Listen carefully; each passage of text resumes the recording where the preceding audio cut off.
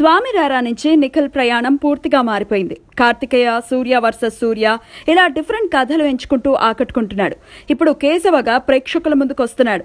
స్వామి రారాతో నిఖిల్ ని ఫామ్ లోకి తీసుకొచ్చిన సుధీర్ వర్మ ఈ చిత్రానికి దర్శకుడు కావడంతో కేశవపై ఆసక్తి మరింత పెరిగింది. ఇప్పుడు టీజర్ బయటకు వచ్చింది. భూతాన్ని, యజ్ఞోపవీతాన్ని, వైప్లవ్య గీతాన్ని నేను స్మరిస్తే పద్యం, అరిస్తే వాద్యం, అనల వేదిక ముందు అస్త్ర నైవేద్యం అంటూ శ్రీశ్రీని గుర్తు చేస్తూ టీజర్ మొదలైంది. ఇదో ప్రతీకార నేపథ్యంలో సాగే కథ అని టీజర్ లోనే చెప్పేశారు. నిఖిల్ తొలిసారి పూర్తిగా సీరియస్ లుక్ లో కనిపిస్తున్నాడు. విజువల్ గా ఈ సినిమా కొత్తగా ఉంది. సన్నీ అందించిన ఆర్ఆర్ మరింత వన్నె తీసుకొచ్చింది. రివెంజ్ కథ అయినా దీన్నో థ్రిల్లర్ గా మలిచినట్లు కనిపిస్తోంది. అయితే టీజర్ లో రక్తపాతం కాస్త ఎక్కువగానే కనిపిస్తోంది. ఇలాంటి కథలు నిఖిల్ కి సూట్ అవుతాయా అనే అనుమానాలు వస్తున్నాయి. కాకపోతే టీజర్ సినిమాపై ఆసక్తిని పెంచడంలో సఫలీకృతమైంది. ఈ వేసవికి రాబోతున్న కేశవ నిఖిల్ కి ఎలాంటి హిట్ ఇస్తుందో చూడాలి.